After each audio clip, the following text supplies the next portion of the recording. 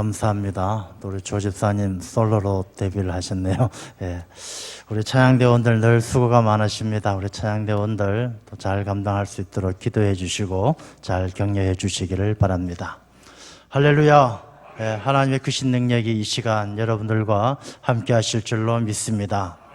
영과 진리로 예배하는 자를 하나님은 찾으십니다.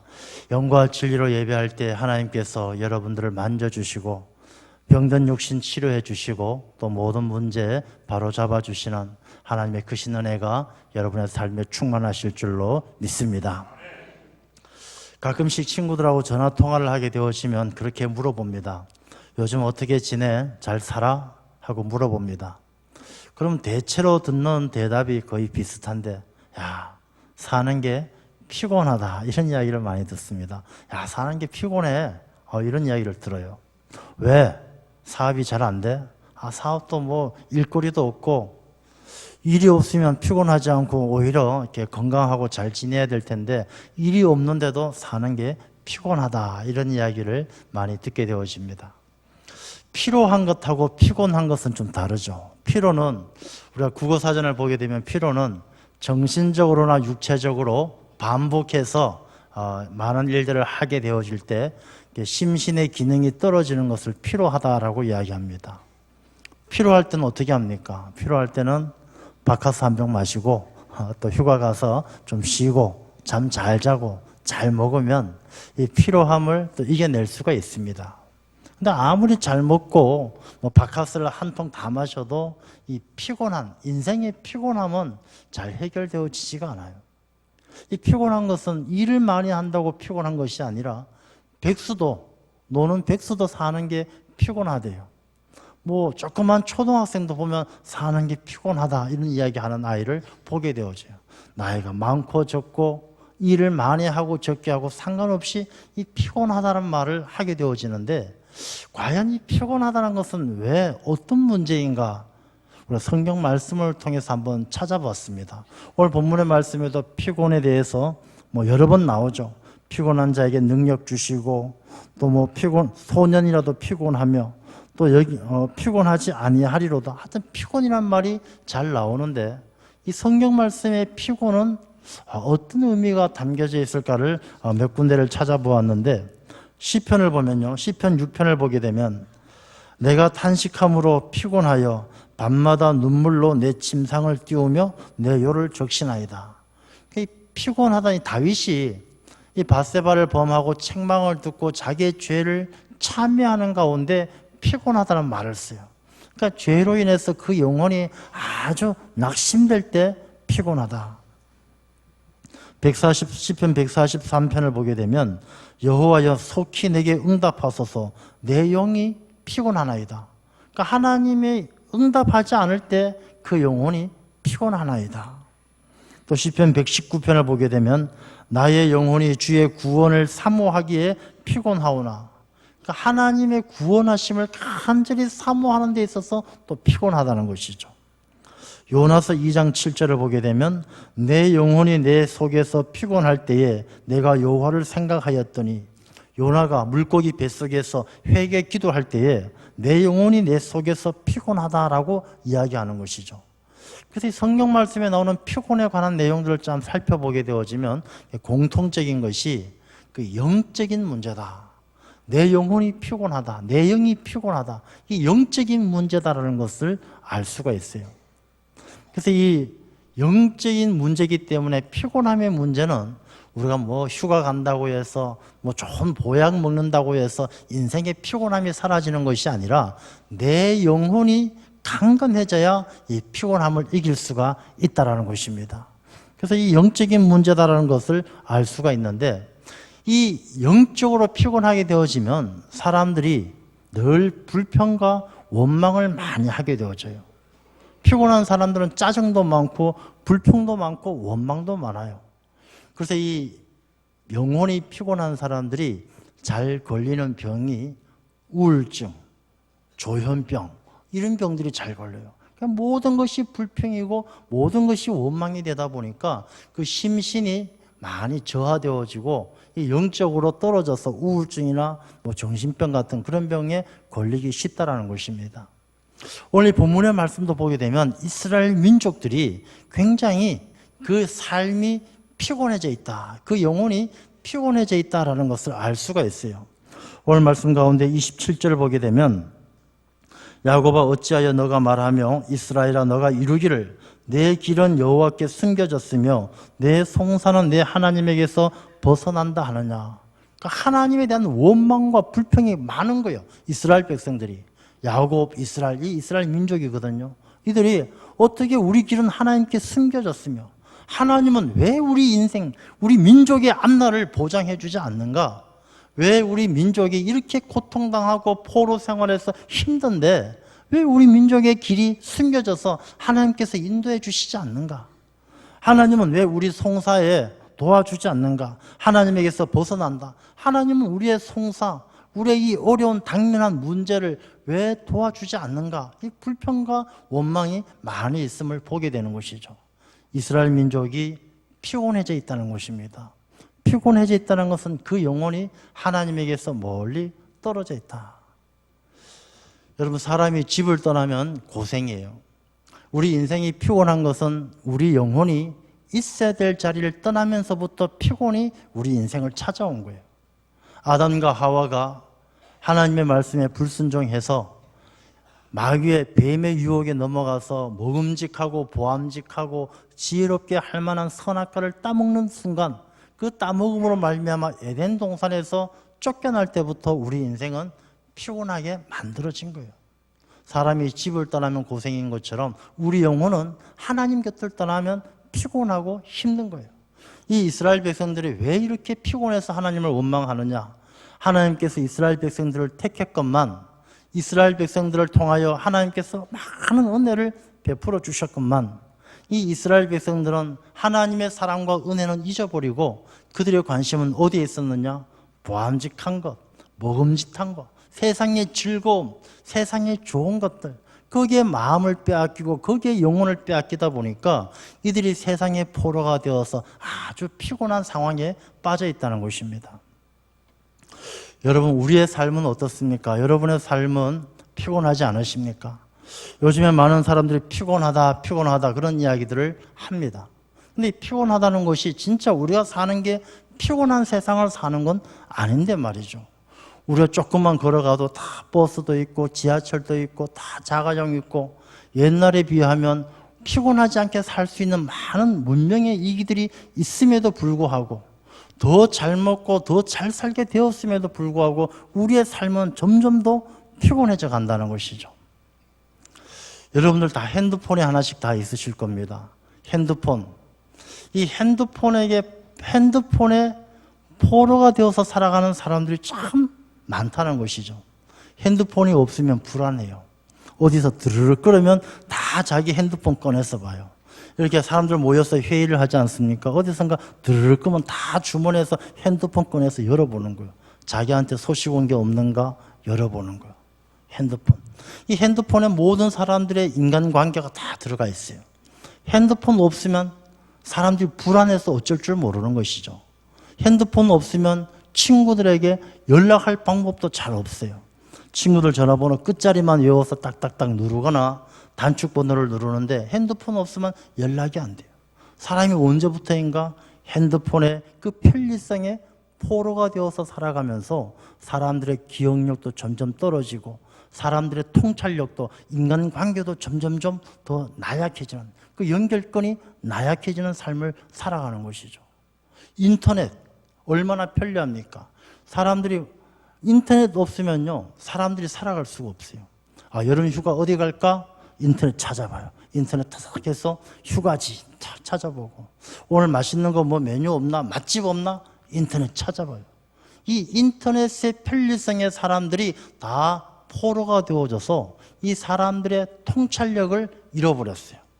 옳고 그름을 분별하는 것도 다 인터넷을 보면서 인터넷 속에서의 사람들의 판단에 따라서 끌려다니기가 십상이고, 이 사람들이 문명의 이기와 편리성의 포로가 되어서 그 사람의 통찰력도 잃어버리고 그 사람의 신앙의 중심도 흔들려 가는 거예요. 그래서 우리 이 현대인들의 삶도요, 점점 그 영혼이 있어야 될 자리, 지켜야 될 그 자리를 지키지 못하고 삶이 피곤한 거예요. 편리한 문명이 있고 많은 좋은 기계들이 있고 문명의 이기들이 있지만 삶은 점점 더 피곤해지는 것이 우리가 살아가는 현대인의 모습이다라는 것입니다. 그렇다면 우리가 이 피곤을 이겨내야만이 우리의 삶이 건강해지고 우리의 삶이 귀한 삶을 살아갈 수 있을 것인데, 그럼 이 피곤의 문제를 어떻게 해결하느냐? 어떻게 해야 내 영혼이 있어야 될 자리, 그 자리를 찾고 우리가 강건한 삶을 살아갈 수 있느냐? 오늘 본문의 말씀은 그 답을 우리에게 주시는 거예요. 31절 말씀을 보게 되면 오직 여호와를 앙망하는 자는 새 힘을 얻으리니, 방법이 있는데 딱 하나, 오직 여호와를 앙망하는 자다라는 것입니다. 여러분, 우리가 문제를 해결하기 위해서는 자기 자신의 그 문제가 무엇인지 분명하게 알아야 되죠. 병원에 가게 되어지면 치료하기 이전에 검진부터 하는 것이죠. 어디가 아픈지를 잘 알아야 됩니다. 어떤 환자가 병원에 왔어요. 아, 선생님, 너무 아파요. 어디가 아프십니까? 안 아픈 데가 없어요. 어떻게 아파요? 손가락으로 머리 찔러보니까요, 머리도 아프고, 배를 찔러보니까 배도 아프고, 무릎을 찔러보니까 무릎도 아프고, 안 아픈 데가 없어요. 아, 그래요? 한번 검사해 봅시다. 의사 선생님이 검사를 해봤어요. 어디가 아픈 걸까요? 손가락 뼈에 금이 간 거죠. 손가락 뼈에 금이 갔는데 그걸로 머리 찌르니까 머리 아프고, 뭐 다리 찌르니까 다리 아프고, 그렇게 느껴지는 것이지만 실상은 자기 손가락의 뼈가 금이 간 거예요. 여러분, 우리 인생의 피곤함의 원인이 무엇일까요? 우리 영혼이 있어야 될 자리를 벗어나게 된 것은 하나님께서 우리의 길을 숨기시고 우리의 송사를 도와주지 않으시고 하나님이 돌보지 않아서 우리 인생이 피곤한 것입니까? 엘리야를 한번 보십시오. 열왕기상 19장을 보게 되면 엘리야가 얼마나 믿음이 대단합니까? 엘리야가 갈멜산에서 바알 제사장들, 아세라 선지자들 싸워가지고 다 이겼어요. 하나님 앞에 엎드려 기도하니까 3년 반 동안 비가 오지 않던 그 땅에 큰 비가 내렸어요. 그야말로 엘리야는 민족의 영웅이고 신앙의 영웅인 그런 엘리야가 이 19장에 보게 되면 그 일이 있고 나서 곧바로 이세벨이, 이 왕비 이세벨이 엘리야를 죽이겠다고, 가만두지 않겠다, 이놈 반드시 죽이겠다고 이러니까 엘리야가 그 큰 하나님의 능력에 힘입어 승리했음에도 불구하고 그냥 꽁지 빠지게 도망해서 이 로뎀나무 밑에서 하나님, 내 사는 게 조상들보다 못합니다. 그냥 차라리 죽는 게 좋겠습니다. 그렇게 피곤해가지고 어쩔 줄 몰라 하는 모습이 열왕기상 19장에 나온다는 것이죠. 그 위대한 믿음의 선지자, 이 엘리야가 왜 그렇게 피곤하며 죽기를 구합니까? 그 문제가 하나님에게 있습니까? 아니면 엘리야에게 있었습니까? 엘리야에게 문제가 있었어요. 어떤 문제냐? 첫 번째, 자기 자신이 당한 그 상황에서 하나님께서 자기 자신을 바알 제사장들 다 싸워 이기게 하시고 그 메마른 땅에 비가 오게 하신 하나님을 잊어버리고서 어려운 문제를 딱 닥쳤을 때에는 하나님이 도와주셨던 걸 까맣게 잊어버리고 그 문제 때문에 그 문제에 딱 붙들려가지고 꼼짝을 못하는 거예요. 야, 이세벨이 날 죽이려고 한다. 큰일 났다. 이세벨만 쳐다보니까 자기가 그 자리에 있을 수가 없는 거예요. 살려고 도망칠 수밖에 없는 것이죠. 하나님을 보지 않고 문제를 바라보는 사람은 인생이 피곤한 거예요. 여러분, 우리가 뭐 이만한 문제가 있다고 생각할 때 이 문제를 정말 우리가 멀리 떨어져 있으면 문제도 아니에요. 근데 이 문제가 딱 내 눈앞에 딱 붙어 있으면 온 세상이 깜깜한 거예요.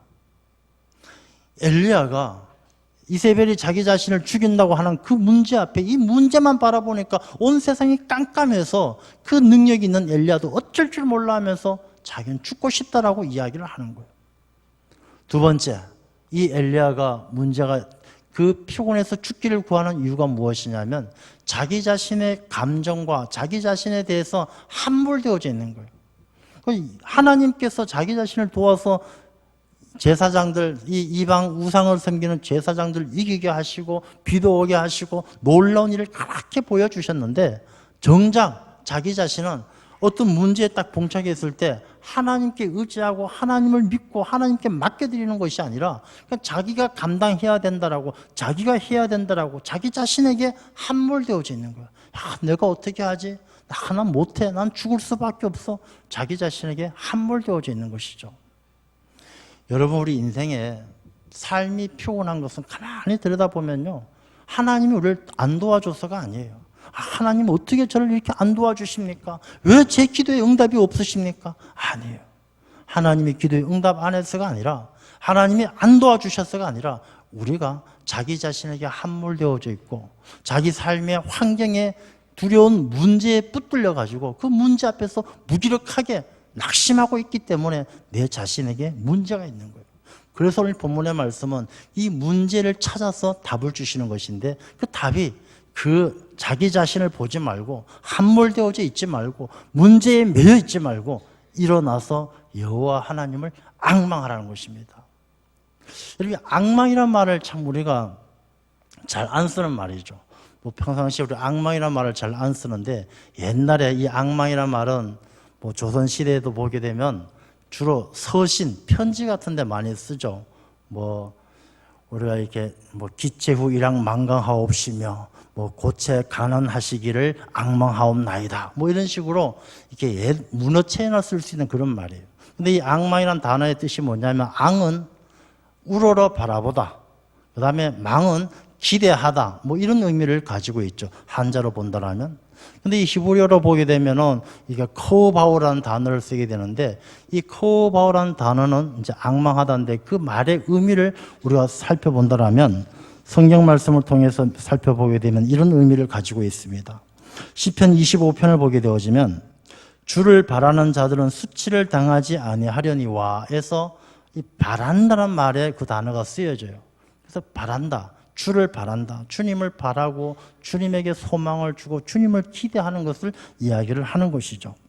시편 52편에 하나님의 인자하심을 영원히 의지하리로다 할 때 의지한다의 그 단어가 또 쓰여져요. 의지한다. 하나님을 앙망한다는 것은 하나님을 바라고 하나님을 의지하고, 그 다음에 창세기 1장 9절을 보게 되어지면, 하나님이 이르시되 천하의 물이 한 곳으로 모이고 묻이 드러나라. 한 곳으로 모인다라는 말도 그 단어의 어원을 두고 쓰고 있어요. 그러니까 이 앙망한다는 말은 바란다, 의지한다, 한 곳으로 집중한다, 이런 의미가 담겨져 있죠.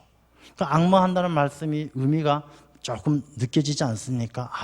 하나님을 앙망한다는 것이 하나님에게 소망을 두고 하나님에게 모든 것을 의지하고 내 모든 삶의 시선이, 내 모든 관심이 하나님 한 분에게만 집중되어지고 초점이 맞추어지는 것, 그것이 바로 앙망하다라는 단어의 의미라는 것입니다. 우리 인생의 피곤함을 이기고 강건하게 살아가는 방법, 여호와 하나님을 앙망하는 것밖에 없는 줄로 믿습니다. 하나님을 앙망하는 것이 우리의 모든 피곤치 아니하게 되는, 우리의 영혼이 강건하게 되는 바로 그 처치 방법이라는 것이죠. 그러면 여호와 하나님을 앙망한다는, 이 앙망한다는 것을 보다 더 구체적으로 보게 되어지면요, 어떻게 앙망하느냐? 첫 번째가 하나님을 잘 알아간다는 것이죠. 오늘 말씀 가운데 28절 말씀을 보게 되어지면, 너는 알지 못하느냐, 듣지 못하였느냐, 알지 못하였느냐, 듣지 못하였느냐. 이 말씀은 이스라엘 백성들이 하나님을 앙망하지 않고 있었기 때문에 오직 여호와를 앙망하는 자는 이렇게 이야기를 하는데, 앙망하지 않고 있었다는 것은 하나님을 알지 못하고 하나님의 말씀을 듣지 못했다는 것이죠. 우리가 하나님을 앙망한다는 것은 하나님을 아는 것이죠. 하나님에 대하여 아는 것이 아니라 하나님을 아는 것, 바로 그 차이를 우리가 잘 알아야 되는 것이죠. 우리가 하나님에 대하여 아는 것은 어떤 의미냐, 하나님을 아는 것은 어떤 의미냐, 그 차이가 다른 것이죠. 우리가 만약에요, 뭐 문재인 대통령이 계신다, 내가 문재인 대통령에 대하여는 잘 알죠. 그분의 학교가 어디에 나왔고 어떤 일을 했고 인권 변호사를 했고 어느 노무현 대통령 시절에 비서실장을 했고, 문재인 대통령에 대하여는 잘 알아요. 그런데 문재인 대통령을 아는 것은 아니죠. 대통령을 아는 것은 그 사람에게 전화도 하고 만나기도 하고 같이 밥도 먹고 고민이 있으면 이야기도 하고 인격적인 만남을 가지는 것이 그분을 아는 것이죠. 하나님을 아는 것, 하나님을 앙망하는 것은 하나님을 아는 것인데, 이 아는 것은 하나님에 대하여 아는 것이 아니라 하나님을 인격적으로 깊이 만나는 것을 의미합니다. 가끔씩 뉴스를 통해서 어떤 분들이 스스로 목숨을 끊었다, 이런 안타까운 뉴스를 보게 되어집니다.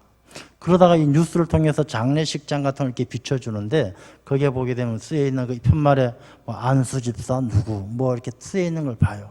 야, 안수 집사님이신데 스스로 목숨을 끊었구나, 그런 생각하면 참 마음이 아파요. 그러면서 한편으로 생각 드는 것이, 오늘 많은 사람들이 신앙생활을 하고 있지만 안수 집사가 되어지면 스스로 목숨을 끊는 저분이 정말 하나님을 만난 사람이었을까, 아니면 하나님에 대하여 많이 알고 있었던 사람일까, 그런 생각을 해보게 되는 것이죠. 하나님에 대하여 많이 알아서 다른 사람들이 볼 땐 야, 저 사람 신앙생활 잘하는구나 해서 안수 집사가 되었는지 모르겠지만, 정말 그 사람이 인격적으로 하나님을 만난 사람이었다라면, 야, 하나님이 나를 이렇게 도와주시는구나, 내가 힘들 때 하나님께서 이렇게 지켜주시는구나, 하나님이 살아계시고 함께 하신다는 사실을 체험하신 분이라면 아마 저렇게 목숨을 버리지 않았을 터인데 라는 생각이 든다는 것입니다. 우리가 인생의 피곤함을 이길 수 있는 방법은요, 하나님을 아는 것이에요. 여호와를 앙망한다는 그 말씀의 의미 속엔 하나님을 깊이 만나야 된다는 의미가 담겨져 있는 것입니다. 하나님의 말씀을 듣지 못하였느냐? 들어야 된다는 것이죠. 하나님의 말씀을 들어야 되는 것이죠. 우리 인생이 피곤한 것은요, 하나님의 말씀에 귀를 기울이지 않고 그냥 세상의 이야기에 마음을 빼앗기기 때문이에요.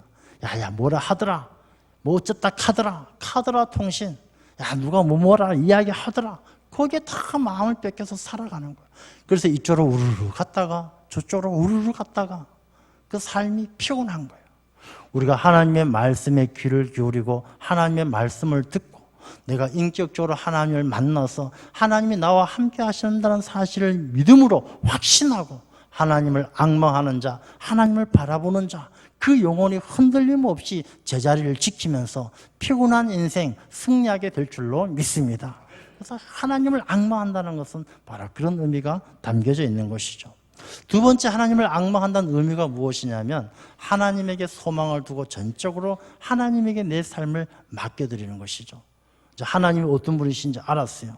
어떤 분이시냐 하면 오늘 말씀 가운데 보게 되면 28절에 영원하신 하나님 여호와 땅 끝까지 창조하신 이는 피곤치 아니하시며 곤비하지 아니하시며 명철이 한이 없으시며 피곤한 자에게 능력 주시며 무능한 자에게 힘을 더하시는 분이 하나님이셔요.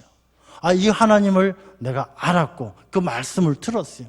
그러면 이런 하나님 앞에 내 삶을 의지하지 않고 맡겨드리지 않는다면 그게 바로 바보죠.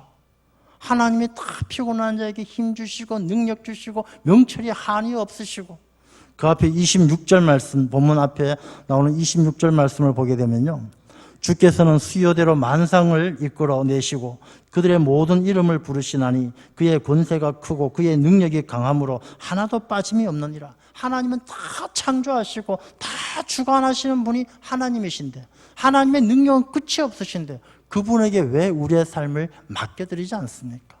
하나님을 앙망한다는 것은 이런 하나님, 내가 이런 하나님을 알게 되고 이런 하나님을 말씀을 듣게 되고 그 하나님에게 내 말씀, 모든 삶을 그분에게 맡겨드리는 것, 이것이 하나님을 앙망하는 거예요.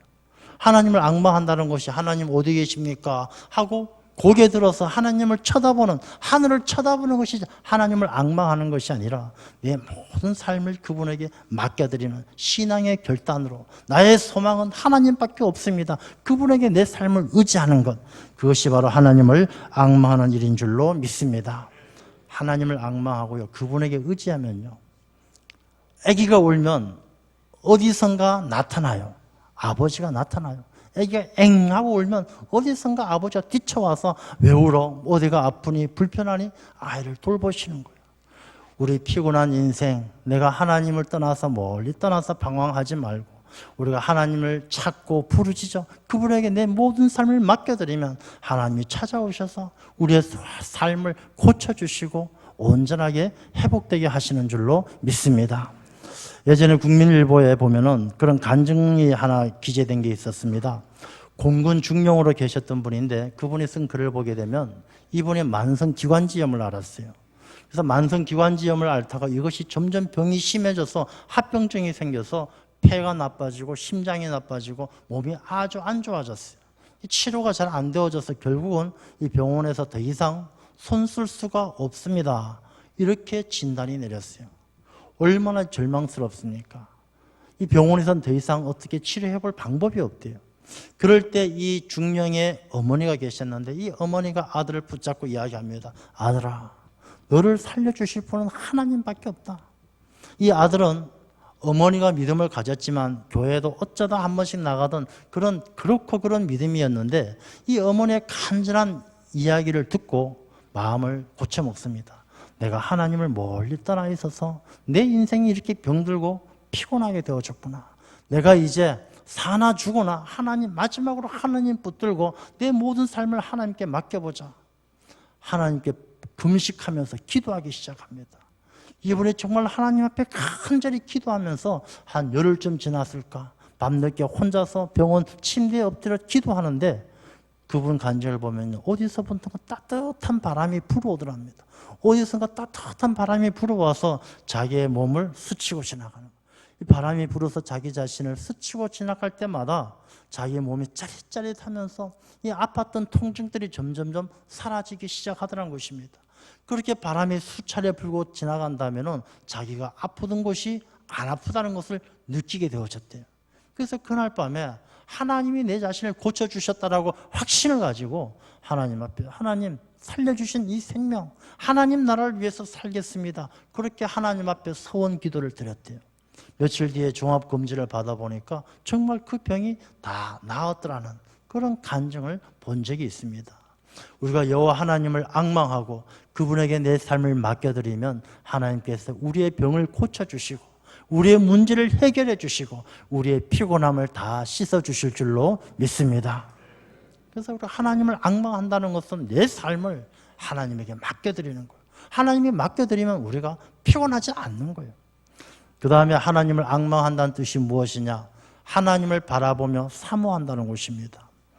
여러분, 사람이 바라본다는 게 참 중요하잖아요. 그 성경 말씀에도 보게 되어지면 주 예수를 바라보라, 표대를 바라보라. 이 바라보는 게 참 중요해요.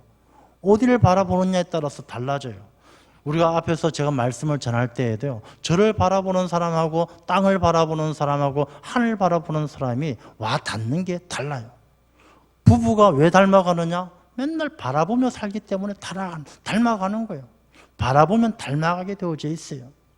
제자들이 스승을 닮아가요. 왜? 늘 스승님을 바라보면서 그 가르침을 따라하니까 닮아가는 거예요. 여러분, 하나님의 백성이 하나님의 형상을 회복하기 위해서는 하나님을 바라봐야 되는 거예요. 여러분, 세상을 살아가면서도 좋은 습관을 가지기 위해서는 적어도 6개월, 1년 노력해야 되지 않겠습니까? 내가 하루에 공부를 10시간 하는 습관을 가져야 되겠다. 그럼 처음부터 마음 딱 먹자마자 그게 습관이 되는 사람이 어디 있겠어요? 1년이든 6개월이든 악착같이 하루 10시간씩 공부하도록 책상에 앉는 훈련을 해야 그 사람이 습관이 되는 거 아니겠어요? 영어 잘하려면 내가 영어 잘해야 되겠다. 마음 먹는다고 되겠습니까? 적어도 1년 정도는 꼬박 하루에 3시간, 4시간씩 영어 공부를 해야 영어를 잘할 수 있는 것 아니겠습니까? 여러분, 신앙생활 잘하고 싶으십니까? 그렇다면 힘써야 되는 것이죠. 하나님 바라보는 일에 힘써야 되는 거예요. 하나님 바라보면 진짜 하나님의 백성이 되어집니다. 왜? 다 이유가 있어요. 하나님을 바라보면서 살아가는 사람은요, 이 세상에 자기가 미워하는 사람이 눈에 들어오지도 않아요. 우리가 살다 보면 꼴보기 싫은 사람, 미운 사람, 짜증나는 사람 얼마나 많습니까? 그 사람들 때문에 인생이 피곤합니까? 왜 그렇습니까? 내가 하나님을 바라보지 않고 그 사람들 바라보기 때문에 내 인생이 피곤한 거예요. 하나님만 바라보면요, 미운 사람 눈에 들어오지도 않아요. 짜증나는 사람, 어디 사는지 뭐 하는지 눈에 들어오지도 않아요. 하나님 바라보고 사는 사람은 미운 사람, 짜증나는 사람, 못마땅한 사람 눈에 들어오지도 않기 때문에 피곤하지 않는 거예요. 하나님 바라보고 사는 사람은요, 자기 자신의 약점, 자기 자신의 부끄러움, 자기 자신의 모자람 눈에 들어오지도 않아요. 하나님 바라보면 마냥 행복하고 하나님께서 능력 주시고 힘 주시니까 내가 부족해도 좋고 모자라도 좋고 내가 아니어도 좋고 하나님 바라보는 사람은 그게 문제가 안 돼요. 피곤할 일이 없는 거예요. 그러다 보면요, 하나님을 바라보면서 사는 사람은 점점 하나님을 닮아가는 거예요. 우리가 신앙생활 잘 하시는 분들 보면요, 딱 보면 알아요. 야, 저분 하나님 닮았다. 예수님 닮았다. 저분 딱 보면 장로님이네. 딱 보면 권사님이네. 아는 거예요. 점점 닮아가는 거예요. 여호와를 앙망하는 것, 하나님을 바라보며 하나님을 닮아가는 것인 줄로 믿습니다. 사람이요, 어느 쪽을 보느냐에 따라 달라지는 거예요. 삶이 달라지는 거예요. 어떤 아주머니가 계셨어요. 남편하고 결혼해서 사는데 이 남편이 착실해요. 근데 어느 날 이 남편이 좀 늦게 들어왔어요. 안 먹던 술도 한 잔 마시고 들어왔어요. 야, 이 남편 뭔 일이 있나? 이상한데? 아, 남편이 술 먹고 들어오니까 이상해요. 그래서 뭐 그냥 그런가 보다 하고 이제 옷을 받아 정리하는데 이 주머니에서 라이터가 하나 뚝 떨어지는데 룸사롱 라이터가 딱 찍혀 있는 거예요. 남편이 룸사롱 갔다 왔나? 아, 의심이 생기는 거예요. 이거 뭐 왜 갔지? 좀 있다 보니까 남편 씻고 있는데 전화가 한 통 왔어요. 전화를 딱 받아보니까 아무 말도 안 하고 뚝 끊어져요. 야, 이거 뭔 일 생겼나 보다. 의심이 드는 거예요. 그래서 이 남편이 점점 이상하게 보기 시작해요. 그리고 마음속에 딱 확신을 가져요. 여자의 직감은 틀린 적이 없어. 자기 마음대로 생각하고 자기가 확신을 가졌어요. 그러고 나서 며칠 지나고 나서 이것저것 보니까 다 이상한 거예요. 시간이 늦어도 이상하고 전화 안 받아도 이상하고 밥 먹으러 안 와도 이상하고 다 이상한 거예요. 그래서 대편 싸우고 따지다 보니까 별것도 아닌데 나중에 알고 보니까 이 라이터는 집 앞에 들어올 때 주운 것이고 전화는 잘못 걸려온 것이고 아무것도 아닌데 그만 둘이는 싸우고 이혼하고 가정이 깨졌다는 거예요. 우리가 의심을 하고 나쁜 쪽을 바라보면요, 삶이 나빠지고 깨어지게 되어 있는 거예요. 하나님을 바라보면 하나님을 닮아가게 되어 있는 거예요. 여호와를 앙망하라. 하나님을 바라보는 사람은 피곤치 아니하게 될 줄로 믿습니다. 여호와를 바라보는 사람은 어떻게 달라지느냐? 31절 말씀을 보게 되면요, 독수리가 날개치며 올라감 같을 것이요. 독수리. 전 독수리 참 멋있고 좋아합니다. 성경책에 독수리가 몇 마리 나오느냐? 37마리 나와요. 독수리가 37번의 독수리라는 말이 단어가 쓰여져요. 독수리가 왜 그렇게 많이 나오느냐? 독수리 오형제를 지구를 지키라고 성경에 나오는 것이 아니라 이 독수리가 가지고 있는 의미가 있는 거예요. 독수리는요, 이 창공의 왕이에요. 하늘의 왕이에요. 얼마나 멋있어요. 근데 독수리를 가만히 보면요, 이 독수리가 다른 새들하고 달라요. 독수리는 날개짓을 이렇게 안 해요. 독수리는 다 펴고 가만히 있어요. 가만히 있고 날개 끝에 있는 깃털 몇 개만 살짝 움직일 뿐이지 독수리가 촐랑맞게 막 이렇게 날아다니는 독수리는 없어요. 독수리는 날개만 쫙 펴고 있으면 이 바람을 타고 유유히 날아가는 거예요. 참새하고는 수준이 틀려요. 이 참새는 말이죠, 기껏 날아봐야 여기서 옆 동네, 여기서 옆 동네. 그곳에 가다가 힘들다고 전봇대 올라가서 쉬어요. 전깃줄에 앉아서 쉬다가 또 사냥꾼 만나서 잘못 걸리면 어떻게 돼요? 다 참새 구이가 되죠. 태풍이 불면 참새는요, 태풍에 휩쓸려서 어디로 가는지 사라져요. 독수리는 안 그래요.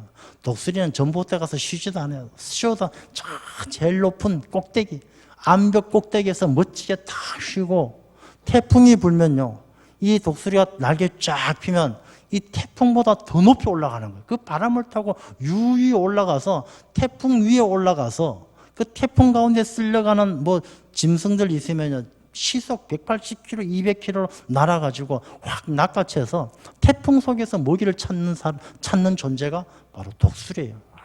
너무 멋있지 않습니까? 여러분, 우리가 여호와를 앙망하는 자는 바로 이런 독수리 같은 삶을 산다는 거예요. 독수리 같이 살아서요, 어떤 태풍에, 인생의 피곤함의 태풍이 몰려와도, 어떤 고통의 태풍이 몰려와도 여호와를 앙망하는 자는 거기에 휩쓸려가지 않고 오히려 그 태풍 위에 유유히 날아올라서 그 가운데 먹이를 낚아채는 것처럼 오히려 고통 가운데 연단되어지고 연단받으면서 더 존귀한 자로, 정금 같은 자로 거듭나게 되는 자, 여호와를 앙모하는 자에게 주시는 하나님의 축복인 줄로 믿습니다. 하나님을 앙모하는 자는 피곤하지 않는 거예요. 태풍 불어와도 피곤하지 않아요. 날개만 쫙 펴면 올라가가지고 오히려 태풍 속에서 먹이를 찾는 것처럼 어떤 문제도 어떤 피곤함도 다 이겨내는 것입니다. 여호와를 앙모하는 자에게 하나님은요, 독수리의 날개를 달아줘요. 어떤 날개를 달아주느냐? 믿음의 날개를 달아줘요. 여호와 하나님을 앙망하는 자는 하나님께서 담대한 믿음을 주셔서 믿음의 날개를 달아주셔서 믿음의 날개를 쫙 펴면요, 두려울 것이 없어요. 하나님을 앙모하는 자에게, 하나님을 앙모하는 자에게 하나님께서는 기도의 날개를 달아주셔요. 기도의 날개를 쫙 펴면요, 하나님께서 모든 기도마다 응답하셔요. 하나님을 앙망하는 자에게 하나님은 찬양의 날개를 달아주셔요. 찬양하면요, 하나님께서 그 삶을 찬양받으시기에 합당한 하나님께서 그 찬양을 기쁘게 받으시고 그 찬양하는 자의 삶을요, 존귀하게 높여주셔요. 여러분, 인생을 피곤하게 살지 마십시오.